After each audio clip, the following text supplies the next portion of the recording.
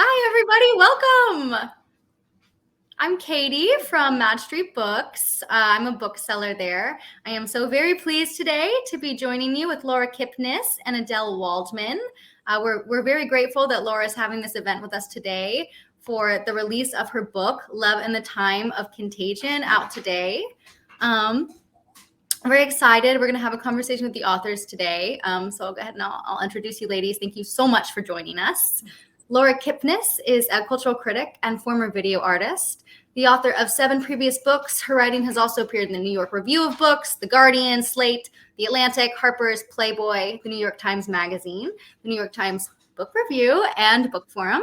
She teaches at Northwestern University, and she is Skyping in today from New York City. Hello, Laura. Hi. Hi. Adelle Waldman's first novel, The Love Affairs of Nathaniel P., was named one of 2013's best books by The New Yorker, The New Republic, Slate, The Economist, NPR, Bookpage, The Guardian, Elle, and many others. Waldman's writing has also appeared in the New York Times Book Review, The Wall Street Journal, and Slate, among others. And she's joining us today from Hudson Valley. We are so pleased to have you guys here. Hello, Adelle. Hi. Hi. Welcome. I apologize and say to people, my camera's somehow going like light and dark, so you'll have to bear with me. Well, Sorry. I think it looks really cool. It's very atmospheric and Moody, and sort of fitting because this is a pandemic book. It's eerie times, and I think it's appropriate. Well, I want to say, first of all, that I'm so thrilled to be doing this with my friend Laura Kipnis, who is just a brilliant, wonderful cultural critic. And I'm so thrilled to be doing it today on the very day that her terrific new book, Love in the Time of Contagion, is published. And also the day when it got a very well-deserved rave review in the New York Times. And I figure that rather than just have me talk, I'm going to just read a little bit from this review for those of you who haven't yet seen it, but I think that it gives a sense of the book. So this is from today's New York Times. Love in the Time of Contagion calls itself a diagnosis.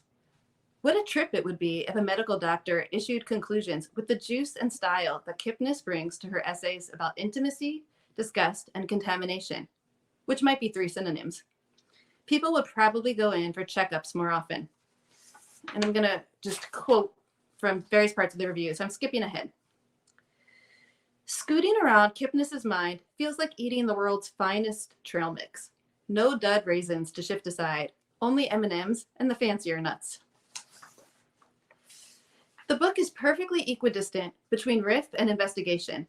It's hard to think of anyone else who would cover, in such a short span, the Me Too movement, HIV crisis pamphlets, Rodney Dangerfield, Jung, Eugene Ionesco, Reddit, Kafka, and a 2010 supernatural horror movie about a guy haunted by his astral projecting son.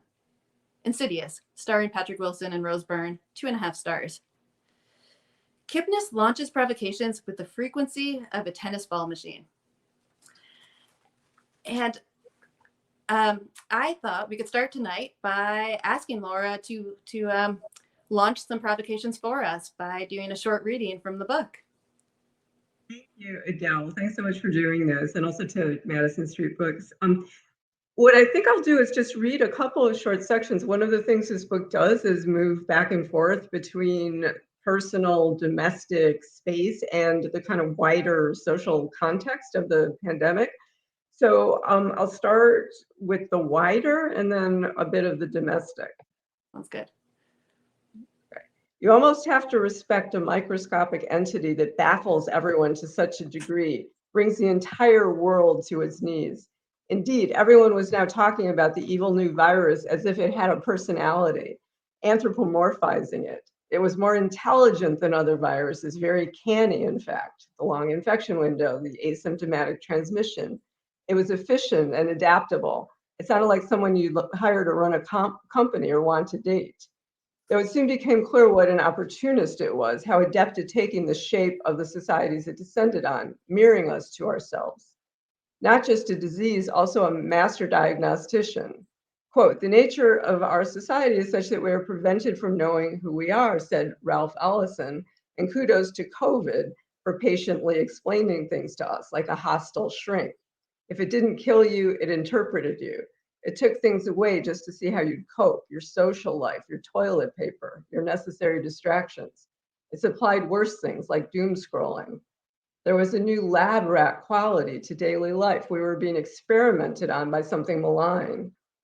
It exploited the already exploited, enriched the wealthy while further impoverishing the poor, mocked the old, killed off people of color at twice the rate of whites, preyed on the obese who were already preyed on by big food and already the butt of shame. A small surprise was that men were more vulnerable than women, but the evidence had been pointing to that for quite a while. So, okay, so that was the wider context. And then I think I'll just do, if I think that's, sorry, I've just lost my place. Just, shit. Oh, here we go. A little bit from the domestic scene. The pandemic brought all sorts of unhealthy dynamics to light.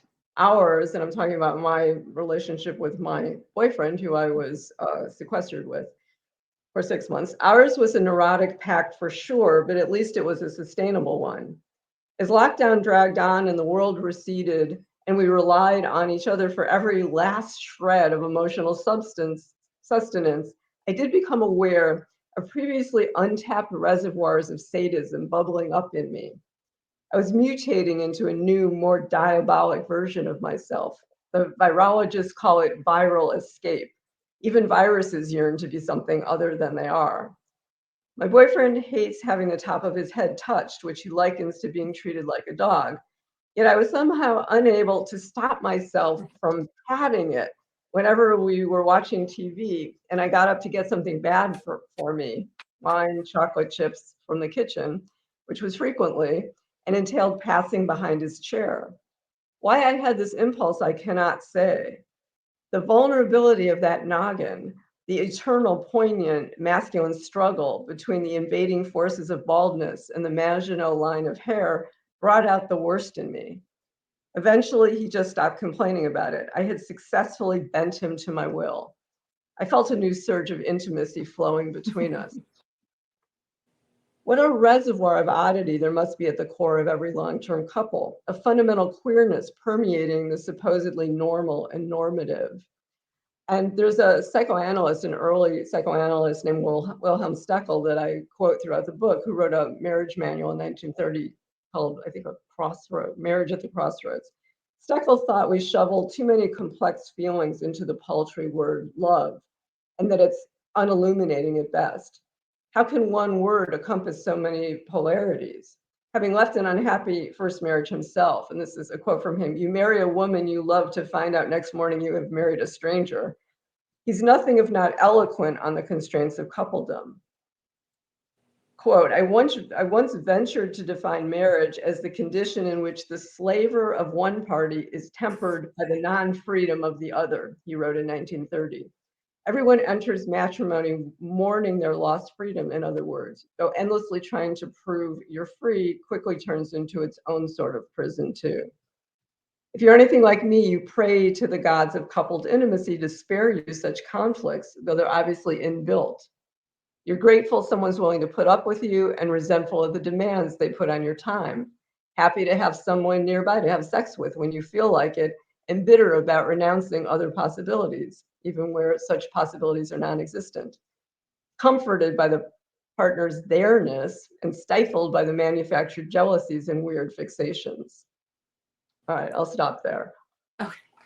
Well, that was great. I love that we got sort of a combination of the global and the very personal, because I think that gives some sense of what the book does. It's sort of all sorts of references that you draw on and use to great effect, both high and low culture. And then we have a broader cultural analysis mixed with a personal analysis. When you first started thinking about the book, how did you conceive it, and did it evolve over time as you were writing? Yes. It definitely evolved. And I mean, that is one of the great things about writing about love, is that it's kind of a container, you can sort of play off it and go in so many different directions. So that is kind of what happened. And to some degree, I was writing it in real time because I started it around August of 2020, and things had just started opening up in New York at that point. And just to say what my situation had been, I have been in this long-term coupled relationship, but I'm also this long-term domesticity resistor. And I wrote a book, Against Love, a polemic about 20 years ago that is this like anti-domestic rant. And when the pandemic started, I have been in this kind of, what do they call it, living apart together long-term relationship. I lived downtown and my boyfriend lived uptown in Harlem. And, the subways were starting to seem kind of dicey. So we decided to cohabit in his place in Harlem, which was a one-bedroom, fairly small one-bedroom apartment. So part of what, we were in this, not just lockdown as everyone was, but also quite a, enclosed space. So that created a lot of thinking about coupledom and its conditions, so it was like being a bit of a laboratory rat. So all of that, yeah, factored into the writing in the book. Do you feel like what you wrote in Against Love was confirmed or revised, or just how would you adjust or not adjust your conclusions? Well, I mean, that's complicated in a lot of ways. I mean, one was that when I wrote Against Love, I was not in any kind of official couple. So I could be on the outside of this institution and, aiming slingshots at it and sort of not worrying who it hit and Right. what fell. So whereas this time I was inside the institution.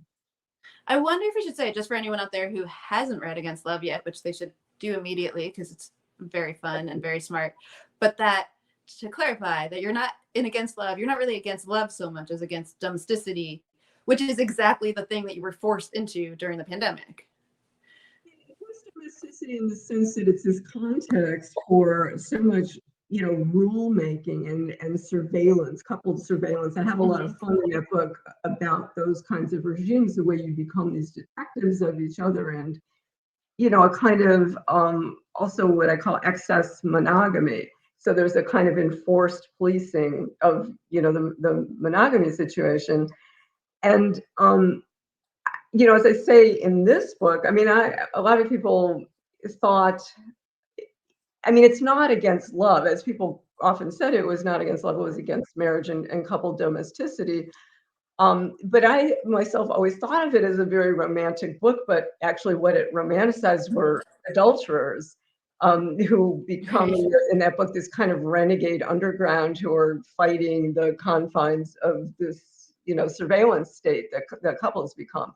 So my situation, was different this time around in that I was in a couple that I was, you know, wanting to preserve while also I am this critic of this institution. So, a lot of the book is about, the current book is about ambivalence. And so, the pandemic certainly was this venue to explore every shred of ambivalence that love is heir to. Right. And in the book, you mine both your own and you also bring in anecdotes of other people. And I wonder if we could talk about that, your methodology. I know that there was a survey involved. Maybe you could tell us about that. Tell us about the questions you asked and what it yielded. And then we could get into what actually made it into the book. Yeah. Well, when I first started, I just, I had no idea what other people were going through. I mean, there were people that I had talked to, but I'm not a sociologist, but I did want to have more information. So I put this survey up online. I posted it first on Facebook, maybe on Twitter, and got about 200 responses. And I asked questions of people like, what had changed in their relationship, what kinds of arguments people were having under lockdown, were there arguments about the sanitation procedures, were these people who had been having outside relationships and did those continue? But I also asked, like, had their feelings about their mate changed? Had their feelings about themselves changed? Or had they learned things about their mate and about themselves? So it was questions like that, and had their feelings or ideas about love changed? And people were really seemed very glad to be asked to reflect on what they had been through. So that was kind of pleasing, and there were a lot of really eloquent kinds of responses. So that was part of the methodology. And then another thing that happened to all of us, I guess, and continues to happen now, is Zoom. And I ended up having conversations over Zoom with two people that weren't people I knew hugely well. One was is a former student, and one was a friend, but not somebody I knew that well. And I ended up having Zoom conversations with them about their relationships that went on over a course of weeks and months. And that got very intimate, because I think people were kind of ready to spill. I mean, everybody was at this kind of in these emotionally, we were being emotionally tested in ways. And so one of the chapters is about millennials and the kind of whole online thing with my student. And then the other chapter is I was talking to a guy who had recently split up with his wife over issues mostly of her alcoholism and other substance abuses. And so we got into this long conversation about codependency and our ideas about it. And I put this in quotes because it's this kind of, cheesy relationship diagnosis that everyone uses and throws around and nobody knows what it is. So we had kind of arguments about what it was, and like, is it specific to a relationship with a substance abuser, or is it, I argued, it's the kind of normal conditions of coupledom. And then that played into having discussions about my own partners, some substance issues in our own household. And yeah, and I really think it's worth saying that one of the great pleasures of this new book are these glimpses into other people's lives that you bring the reader into through your conversations with them. And because they're real people, there's this element, it feels like gossip, but in a good way. There's this frisson of pleasure, like getting a glimpse into someone else's life. And they're not as processed as they would be in a novel, or if it were, a nonfiction book all about the life of your friend Mason. I assume his name has changed. So it's a great pleasure in reading this book to sort of read, to get these little, they feel like stolen glimpses into someone else's life, which also brings up something you talk about in the book, that the sort of voyeuristic pleasures that we all probably partake of more than we want to admit. Something I think is so interesting you brought up in terms of Mason's dynamic with his wife, or the general sense of the person, a partner who's of someone who, I guess in this case, drinks too much, that there's a pleasure to be had by the other partner in surveilling them. And it's very shameful and weird, because you kind of want to root through their garbage and find the empty bottle, and then you feel vindicated and happy. But like, how weird is that? Were those things you thought of before the pandemic, or did the pandemic sort of bring this more to the fore for you? The way in which, I don't know, surveillance, I don't know, the weird mixed pleasures of it. I mean, I had thought about that back when I wrote Against Love, because I had written about surveillance and the ways that, often it's one person, and maybe it's often the more insecure person becomes this kind of Sherlock Holmes of the home front, and is like combing through the desk drawers and looking for evidence. And, because I was writing about adultery and jealousy more in that context. So yeah, I had thought about it. But I guess, in a general way, and don't mean this exactly to be cynical, but I mean, I do think that relationships are these neurotic pacts. And, particularly in pandemic times, I mean, everybody was so like anxious and uncertain, and at certain points it looked like the whole health infrastructure was collapsing. So I think there was a lot of projection in this specific situation, where people used each other and also used the pandemic itself as ways to enact these kinds of psychodramas. So I felt and learned some stuff about like psychodramas around sanitation procedures. There's an anecdote about this. Somebody told me about a partner who spent like an entire year washing the lettuce with soap. And I just couldn't help thinking, like, well, Right. doesn't the lettuce just keep tasting like soap no matter how much you rinse it? And like, did that partner want to wash my friend's mouth out with soap? Like, it did seem like a kind of low level Right. domestic household violence was being committed under the screen of, sanitation procedures. So I'm always weirdly interested in that stuff. Right. Do you think that was your sense from your 200 survey respondents, generally mixed in terms of its effect, like the pandemic's effect on relationships? Like, were there as many people who felt that it had been good for their relationships, or were the majority more like the stresses were kind of brought to the fore? I think it was really a spectrum, and I was kind of touched about how many people said that they had realized things about love that they hadn't, like that the partner became more dear to them as they saw more risks, in the world. So that was one side. And then the other side was people who were just getting like god awful sick of the person that they were with and their habits and their neuroses. I mean, there was quite a lot of that. And I think, and honestly, it did seem more like women complaining about men, and the men having the weird obsessive compulsive kinds of habits. So there was, I think, a significant degree of people getting driven nuts by the other person's habits, but also I think by like a kind of stuckness, like other people's stuckness, and the way that you become on intimate terms with the ways that people are stuck in these kinds of repetitions, so you have these repetitions of the arguments, or repetitions of habits, or repetitions. So, that stuff is kind of great fodder for like if you're writing domestic noir, as I guess in some ways I am. Yeah. You can kind of have fun with it. You don't necessarily want to endure it. Right.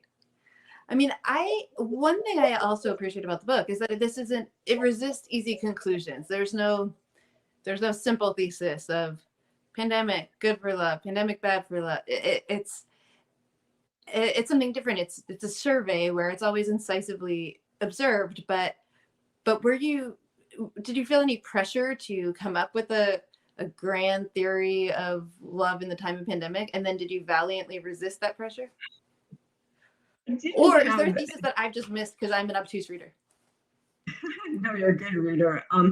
No, I mean, Against Love was kind of fun because it was a polemic, and it did have this strong argument, about the like over policing and the ways that people try to use adultery and strain to kind of play around and break free of the domestic cage, and that we all know it, and we know that like maybe desire doesn't outlast a 30-year relationship, so it was kind of about the elephant in the room, calling that out. And, which is, I think, something that I have had some, I mean, maybe that's a move like the elephant in the room, but there wasn't as much of an elephant in the room, I think, in this case. It was the new book. I mean, it really was, there was more variety. I mean, it was about ambivalence. I mean, if there's one theme, I think it's that recurs. But I kind of, I think also maybe let myself veer toward, in some ways, more sentimentality about love than the earlier book had. And it's funny, I remember having a bit of an argument with my editor who wanted me to take out something he thought was treacly. That was that was his word. Like a, and but it was something that kind of moved me, and I insisted on keeping it in. So it's in the book. It's in Because the book. I can't He said recall. that's not your I can't brand. recall ever. It was, what was that? He said, the treacly thing was, he said that's not your brand. Interesting. So, but it's in I there. have to say, I don't feel like I'm a lover of the treacly, but nothing in this book jumped out. There was not one single moment where I was like, oh, Laura, that's so saccharine. I'll tell you what it was. I get this off Reddit, the relationship forum. There was a story about this woman who found out that her boyfriend of a couple of years, she had never slept at his apartment. And when she went there for the first time, she found out he didn't have a bed. He was sleeping in this nest of clothes. And she was appalled and grossed out by it. And I mean, which is insane. I just want to make sure everybody Yeah. watching is getting this. This man was sleeping in a nest of clothes that he didn't wash. I mean, he didn't that's wash. not She was grossed out.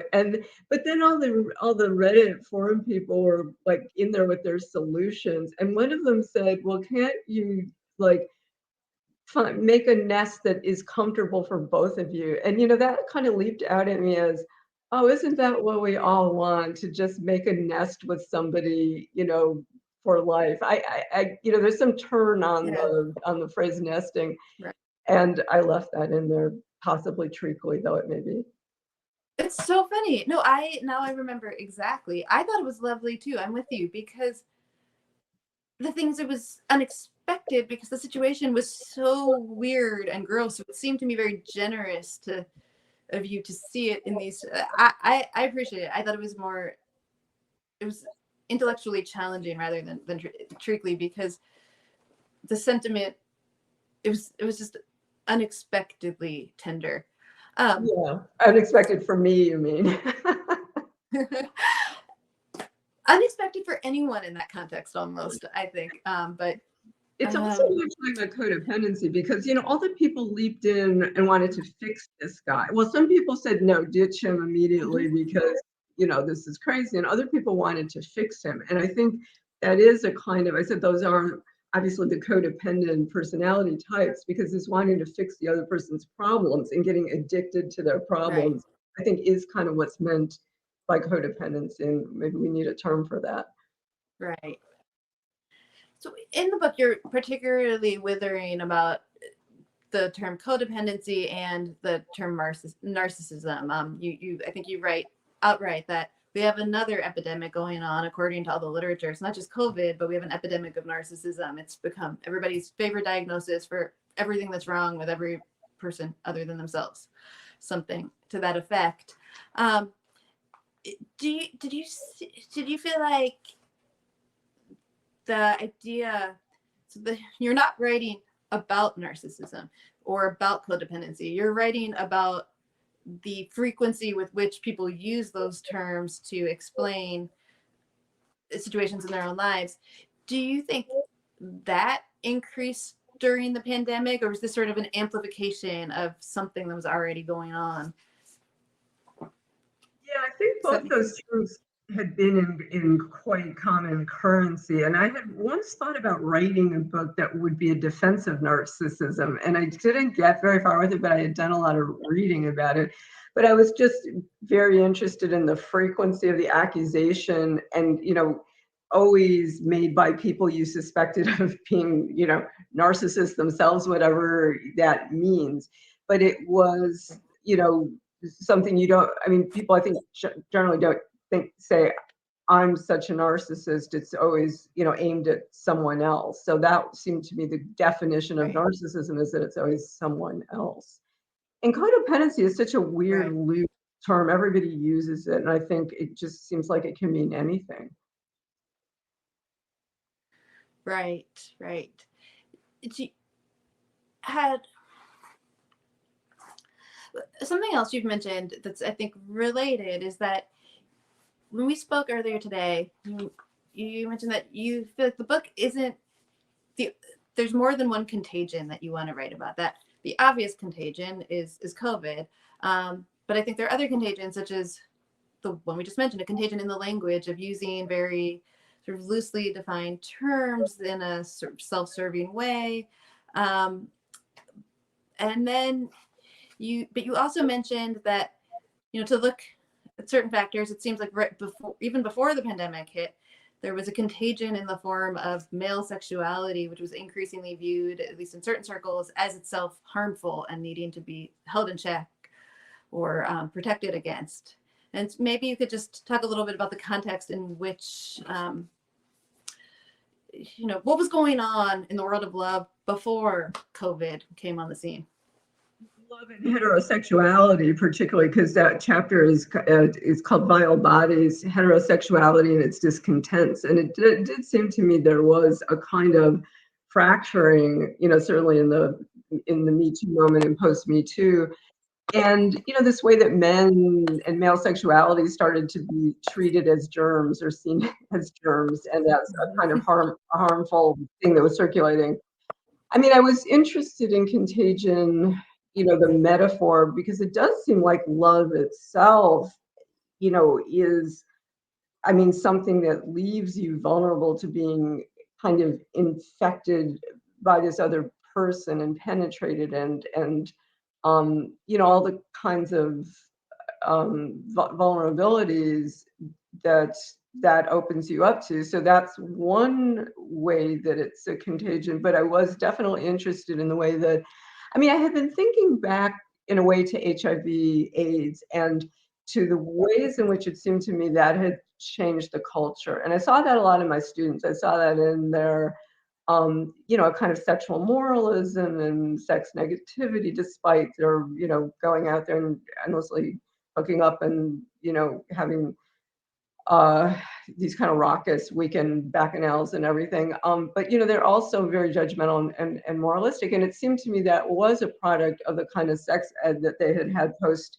AIDS and HIV, where this new idea at that point that, sex was something that could kill you.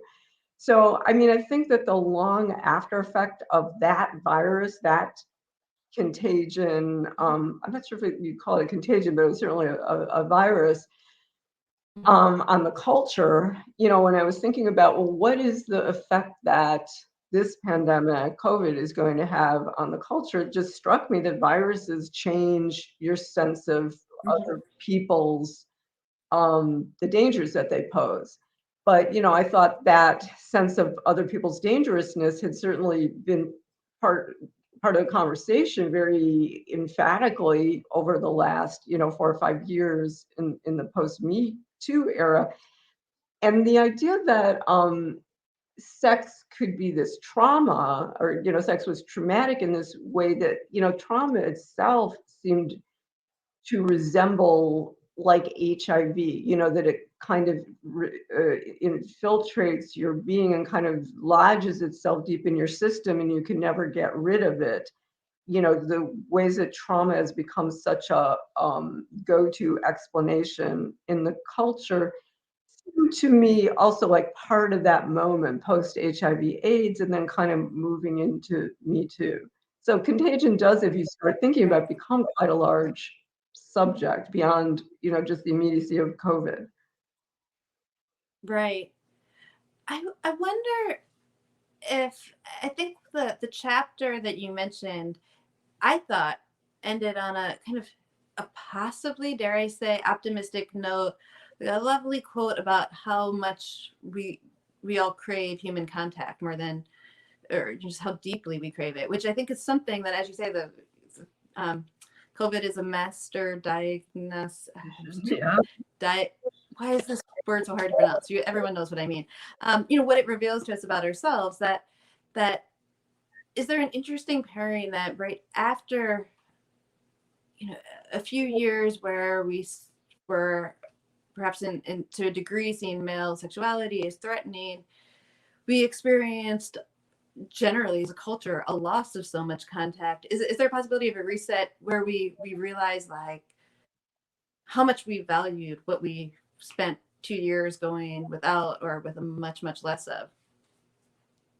I was It's stunning to start reading in these kind of online forums, particularly women's type of forums, women, mostly single women, saying that they really missed being like touched in bars, which had been the thing that everybody was kind of up in arms against. And, I don't want to mix my whatever, you know, post Me Too, don't touch me, and people would be, like, say on campus, brought up on charges for touching in the wrong way, and then people were saying they were missing it.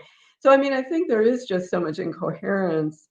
I mean, I think heterosexuality itself, and that's there's a chapter on that, does seem, particularly at this moment, I think, to be incredibly incoherent, because I think I think you have like still a kind of way that male power is seen as something attractive by many heterosexual women, while also something incredibly suspicious by many heterosexual women. And all of that's being negotiated, oftentimes on Twitter, people calling people out for the wrong type of use of power, but power is also seen as hot, so I talk about the way that whole weird thing about big dick energy circulated. I think it was like about 6 months after the Me Too initially broke. Then you've got this thing about big dick energy. So, there was a kind of incoherence about this, the way that became this term of attraction and approbation, but big dick energy was supposedly something women could also have. But, it was very complicated. Right. I mean, it seems to me one of the things you're drawn to as a writer and as a thinker, and if I'm getting this right, it's because I relate to it so much myself, is just the ways in which people might be either dishonest with themselves or with each other about the ways in which the different things they want conflict with each other, or the ways in which some of what they want might not fit in very neatly with what they want to believe about themselves. And to me, I feel like I enjoy finding that inconsistency in myself and find it illuminating. And I feel like that you do too, but I feel like not everyone does. For some people that is unpleasant and threatening. And I think that you're drawn to that moment where people aren't being honest about where they're inconsistent. Thank you. I mean, that's a really interesting way of putting it. And I think that that's true. There's something that irks me about, I suppose, hypocrisy, although, who doesn't and who isn't. But yeah, no, there is a discomfort, I think, now in leaving those as open questions. Like, I think there is a sense people have of having to come to conclusions, and oftentimes those conclusions are, at the expense of any kind of complexity. And also, sometimes off at the expense of what you might call like self-knowledge, I guess. There's a lot of blaming. Obviously, there's a lot of vituperation in the culture about somebody else's misstep. So as we've seen, the kind of takedown of per day, and sometimes are oftentimes deserved, and other times just weird, overblown stuff. Like the Times Review mentioned the Jeffrey Toobin case because they make this sort of aside about like, wasn't the moral outrage about that as self-stroking as what he was accused of doing? I mean, what an explosion over what seemed like kind of nothing, but that's this moment. Right. For people who haven't yet read the book, how fun for you that you have it ahead of you. But this, I think, or as anyone who knows Laura won't be surprised at just how sort of cutting and funny and smart she is about the Toobin thing, about the idea that there were people saying with a straight face that they were traumatized by not even just knowing that it happened, just like the having to think about the fact that a man might have masturbated in this, like, is so traumatizing. And that is a little is seemed alarming to be so alarmed.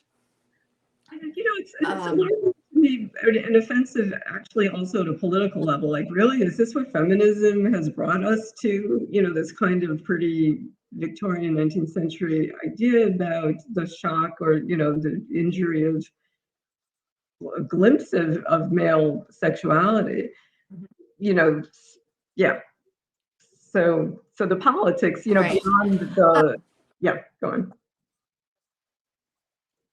Well, so your book immediately before this one, Unwanted Advances, was about what, not only about when you were written up on Title IX charges, but also just about the campus, the sexuality on campus and the way it's being policed. It was a book that took a position on a very hot button issue. And when I started reading this book, I thought, oh, Laura must be glad to be taking a break from that. But then it ventures back into Me Too related territory. And I just wonder, how did you feel about being at the center of that and sort of re-entering the territory, just on a personal level as well as an intellectual level? Because I know at times I think that you were sort of pressured to, you were seen as potentially having political allegiances that you didn't, because or what I'm trying to say is I feel like there were people, right-wing people, who wanted to recruit you to your side and saw you as a potential ally, which was odd, I think. Yeah, the whole thing was incredibly odd, identifying as a left-wing feminist. I mean, I at times have called myself a Marxist feminist. And, I guess I got kind of caught up because of having written an essay that ended up leading to me being brought up on Title IX complaints. And then there were more Title IX complaints when I wrote a book about this whole episode. I did get kind of seen as this, and then I wrote about all of this and kind of broke some of the news about Title IX and these secret prosecutions that have been going on campuses around the country. So I did get taken up by these free speech people. And I was not somebody, I mean, I didn't know what I thought about any of this. So a lot of it was quite an education and trying to figure out the politics of free speech, because, it is an issue taken up more by the right and libertarians, and the people who I thought were my political allies are the ones who are, to try the cliche, kind of responsible for what gets called cancel culture, depriving people of views they don't want to speak. So I had to sort through a lot of this stuff. And I'm not somebody who loves taking positions, like that, because it does seem more complicated. And I can't really sign on for a free speech absolutism that, was people seem to want of me. So it's been an ongoing education.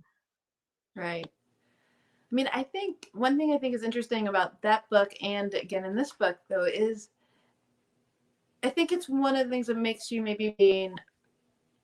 makes you feel uncomfortable to be sort of recruited into this more activist role, because I think in your writing there's the polemicist, but there's also, I think, a great deal of tenderness and sympathy for the various people who are involved in unwanted advances in the various cases, some of which are just mind-boggling, and then also some of the case studies you use in the new book, that this isn't just coming to a simple conclusion with one person is in the right and one person isn't. That there's a lot of sense of, I think, sympathy for people's muddled decision making and sort of sometimes a poor decision, but being able to identify a poor decision, but also feel bad for them for suffering outsized consequences. There's, in the new book, just to be clear, there's a story you tell about a female academic who was fired from her job, and she wrote to you, I think, during COVID, but it happened before. I found that story very moving. If you're inclined, maybe you could discuss it a little bit. Trying to get me in more trouble. Oh, sorry, we could. No, I'll say, I'll talk about it briefly. I mean, well, I mean, this was a case where I mean, according to her, and one of the problems with writing about this subject is, you just got one side of the story. Do you know what that noise is? Is that something on your end? Or somebody? I am hearing it too. And Okay. is it All better right. now? Sort of. It's like a horse popping through the screen. Well, I'll just keep talking.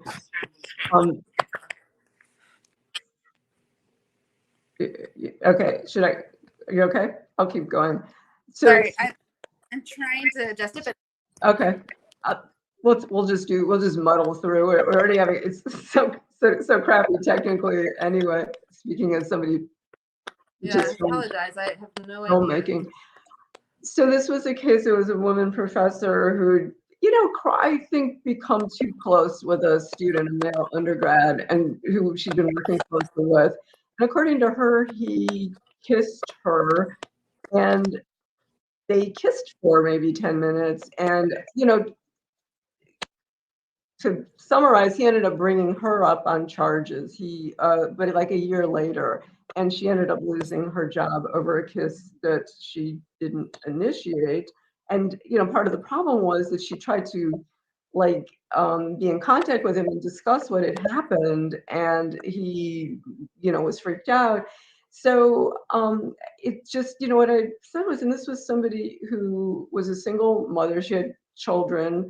She is what happened to this kid, that he seemed to have wanted in an ambivalent way, worth, or should the consequence be her, loss of her career, her loss of, health insurance, her kids' penury for life, so are the punishments that are being doled out, you know, congruent with the causes. So yes, there were boundaries that were crossed, but I mean, I think we're in this moment now where any line crossing is kind of like should have fatal consequences, kind of like off with your head. And I dislike that mode. Right. I mean, in that, I think that you're sort of advocating for more sympathy, for more perspective, for less sort of moral fervor and more context and sympathy, kindness. I keep coming back to that. Yeah, I mean, the absolutism of this moment and this idea that people's careers should just be over for a misstep, as opposed to, I mean, there are all sorts of, so yeah, so it was a bit of a return to the stuff that I'd written about in Unwanted Advances, but I mean, I like what you say that, I mean, I try to have sympathy or empathy or whatever complexity, see all sides as having complexity, because these issues about consent are incredibly complex. So anyway, yes. Right. But yeah, so I think it's both interesting. I think that readers of Unwanted Advances will be pleasantly surprised that there's sort of a bit of, they're going to get a little bit of Laura the polemicist in here, but mixed in with Laura the cultural critic, and more broadly speaking. I wonder if we can talk a little bit about the final essay, which I think is fascinating, which is about, I should let you word help, but it's about a student of yours and her complicated romantic life. And I learned so much about how cell phones work and how you can tell if someone's blocked you, which I had no idea about. So maybe you could tell everyone a little about those. Yeah. It's a former student and somebody who I stayed in touch with over the years, and she's queer, Black, millennial. As I say, I'm none of those things, but we've had this relationship that's gone on and continued and had, and became kind of closer and deeper over Zoom, weirdly. I mean, we'd met for coffee every once in a while in the last 6 or 7 years since she graduated. And she's, we Zoomed just to catch up, and she kind of started talking a bit about what had been going on in her life. And I was kind of amazed. It was this, she was doing a lot of online dating, and people were hooking up during lockdown. She was moving in with people, having relationships. But also all of this was completely mediated by the internet and digital devices in ways that like fostered playing out these very complicated dramas in view of a kind of community. So there's almost like compared to like Middlemarch, I mean, this village life on the one hand, where the village is judging you and your relationships, while also, it's this kind of whole, hookup culture thing. But it also, I mean, so I kept thinking about these literary, like, I don't know, analogs. Like, I mean, there were characters that reminded me of characters out of Iris Murdoch, like these mischief-making kind of characters. But it's just that everything had to do with the ways that these digital devices, whether it's social media or these secret Instagram accounts called Finsta, where people post all about their relationships, and then other people, see who you maybe have previously dated. So then there's a big ruckus and, firestorm because you're dating somebody in, now, but you'd been involved with this other person 3 weeks ago, and all this blocking and like vituperation, and it's just like constant drama. And I really was fascinated by it. And she is a great storyteller, and kind of a sociologist herself of her own condition. And one thing I wonder about is, what is your diagnosis of, do you think that this, like, the type of online culture and surveillance culture you're describing, and is a function of, is it a generational thing, or is it just that the technologies have developed to allow a certain sort of percentage of people who always had this tendency to enact the tendency more than they were able to, say, during when Middlemarch was written?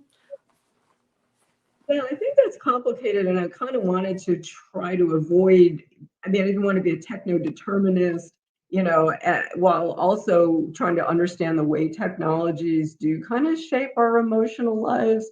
But, so have new technologies always. I mean, the novel, was always said to be, if you want to consider technology, said to shape people's emotional lives. So, like, every new technology does that. So, I mean, because I, have taught in a media studies department, I'm kind of aware of these arguments about, carts and horses and causes and effects and that kind of thing. So I kind of wanted to stay out of that. But I mean, I do think that, one of the reasons I think this information is interesting and useful is that, I mean, we're all now under surveillance all the time, and it's normalized and ritualized. And part of what this group of young people seem to be doing to me was almost like creating this erotics out of this thing that is foisted on us. Like I liken it to, like a J.G. Ballard novel, Crash, where people started eroticizing auto accidents. And that's what it seemed to me, that the surveillance culture was, kind of the way that it played out in their lives. They were surveilling each other. I mean, they were all kind of running their own, almost like in-house intelligence agencies, because they were always spying on exes and current people they were seeing and comparing their posts across social media platforms. I mean, it was very kind of sophisticated as an intelligence operation. Right. But very time consuming. Right. I mean, it was fascinating. Yeah. Yeah, I'm fascinated, and I feel like one of the reasons I ask is I always want to resist the very easy temptation to just attribute it to the young people today, because I do feel like it's got to get at something deeper that to me somehow the generational it doesn't, it's not enough of an answer for yeah.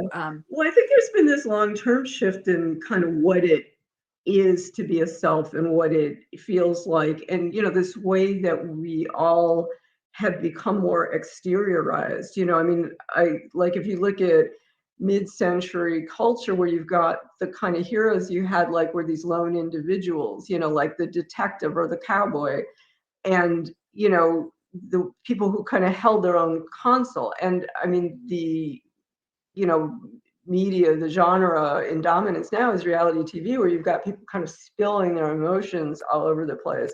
And I think we are all becoming selves who spill our emotions more, me included, writing. I never wrote in the first person before, like Against Love was written entirely in the second person. And I thought that's what it was to be a kind of serious intellectual, was to avoid the first person. But there's some way in which I think this moment demands first person writing, or, it seemed to me, particularly on Right. this subject, that, you could not write in the first person. Right. I have to say, because of our technical difficulties, I am doing this on my phone, and I do not have access to the time. And I'm concerned. I wonder if there are questions from the audience, and are you able to see the? Let me see if I can scroll up. Okay. Oh, good. Oh, Can you right. help us? Okay. Guys, yeah, absolutely. First of all, I gotta say, Laura, it's so nice to listen to you. This has been a really interesting event. Yeah, you have a really astute voice. It's really cool. If anybody does have questions, please post them in the chat here. And we can go ahead and we can answer those. And I can maybe read them out to you guys. And yeah. Conversation. I agree. Yes. Yeah. I have wait as well. Laura, just to get us started, I guess, and if anybody else has anything, you can go ahead and put it in the chat as well. How long lasting do you think the effects on dating culture will be from the COVID-19 pandemic? Do you think they're will they go away when the pandemic's over, or do you think that this is going to be something that lingers with us for a long time? It's interesting. Yeah. No, I'm kind of, I suppose, like thinking about the analogy of the HIV/AIDS. I mean, as I said, I think that it has lasted in this subliminal way, and I kind of speculate, and I suppose people might argue with this. I think Me Too probably would maybe not have taken place without this precedent of this idea of sex as something, traumatizing and potentially fatal. When I was coming of age, and I, sounding like a geezer, but, post-sexual revolution, post-60s, there was this idea, weirdly, and it sounds so antiquated now, that sex was actually like this healthful thing, like it could cure you of things. It was like seen as not a bad thing for you. And I think that kind of, I think that's just changed in subtle ways that affect all of the types of stuff we've been talking about, like more morality and these ideas of consent being this kind of hard and fast thing, and that sort of thing. So just to say, I feel like it's hard to predict, but I feel like it will be there. Yes. And particularly, as we're living with this sense of a kind of presence, of something you can't see, but that's a threat to you. So I can't see how that doesn't affect things culturally and interpersonally. Yeah, it was really interesting for me to listen to you. I'm 24. At the beginning of the pandemic, I was in like a 3-year-long relationship, and now I'm dating again for the first time in a long time, and I haven't dated since before the pandemic. And yeah, very, very astute. It was really interesting for me to listen to you. Do you have any insights that you could share? I don't want to put you on the spot, but yeah, no, that's all right. Yeah, I guess I noticed too, some of the people I dated were just in my most nearest proximity. There's a hesitation to approach people. That's interesting. And yeah, definitely the feeling of, suffocation and like the neuroses of your partner. Definitely, I was kind of over here snapping with my mic off. So that was very interesting to me as well. And then watching some of my friends date who are perpetually single, and the way they've dated during the pandemic changed as well. I have one very good friend who is in a relationship living with somebody at the start of the pandemic. They broke up and they moved out. And now they're in the relationship living with somebody again, a different partner. And yeah, that like manic desire to couple and everything. That's kind of what you're talking about a little bit. Yeah, it was kind of spot on to me. It was really interesting.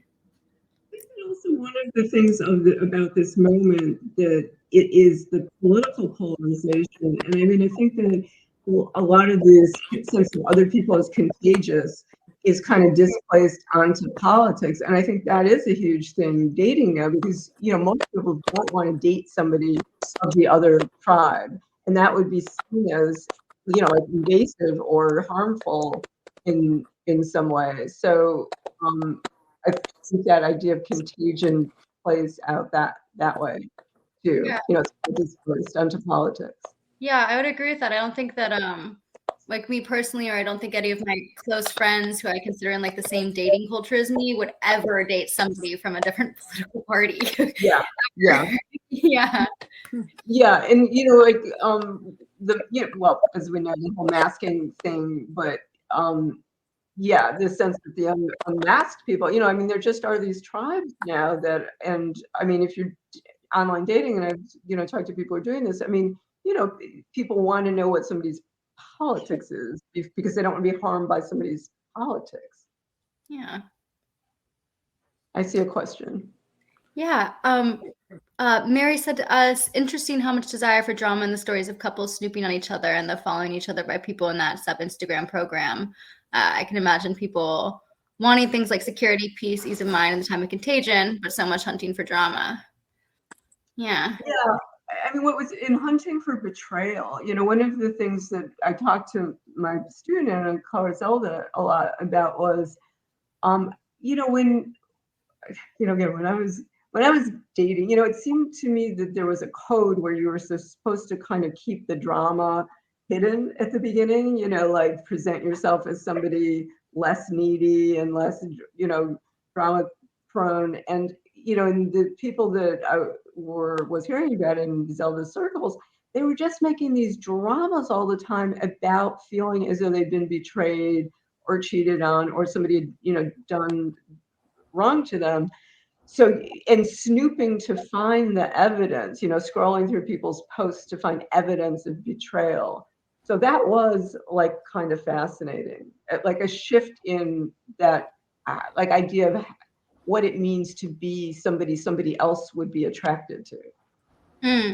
Yeah, I definitely saw a lot of that too. Mark wrote in. He said, "I want to ask Laura about pollution and contagion.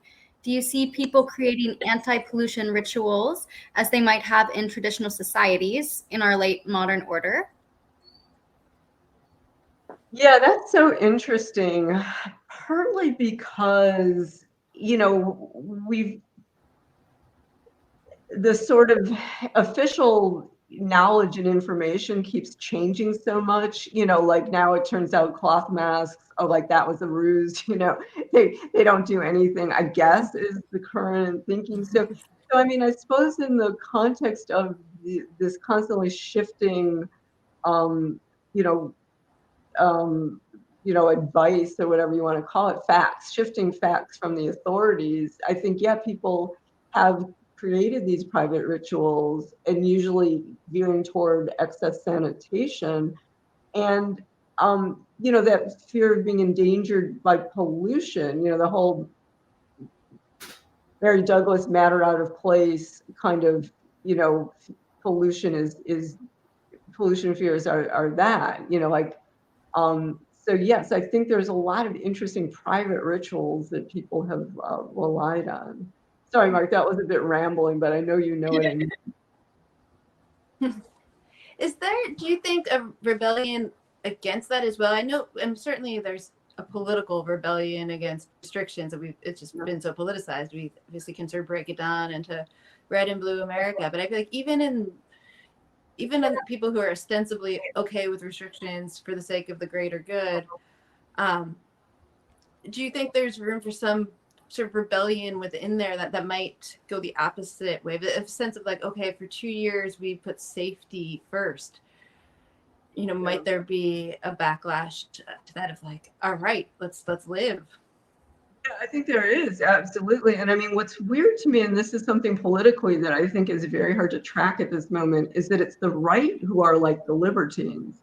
And, including in Right. X, like, you've got these evangelicals swinging and, what's his name? I forget, with the cool boy watching his wife have sex. And, I mean, and Right. and the supposed left are the more uptight ones focused on giving written consent for every kind of action and everything. So I mean, I think that when you see these people partying, I was in Chicago a lot in the early fall, and I was just surprised at there was almost a frantic quality to people outdoors partying, like on these boats and in these restaurants by the river and stuff. So yeah, I think that kind of pent up sense of the authorities have been restricting me and now I'm going to break free, is both, yes, it's a reaction to the pandemic, but I think there's also political inflection to it, and it's the left or who seem to be more concerned with safety, and that's really a turnaround. It seems to me from the old days where that were the protective, conservative, puritanical, and purity oriented ones. Right. I mean, isn't it funny how now we hear the word freedom and we automatically associate it with like a right winger, where to think of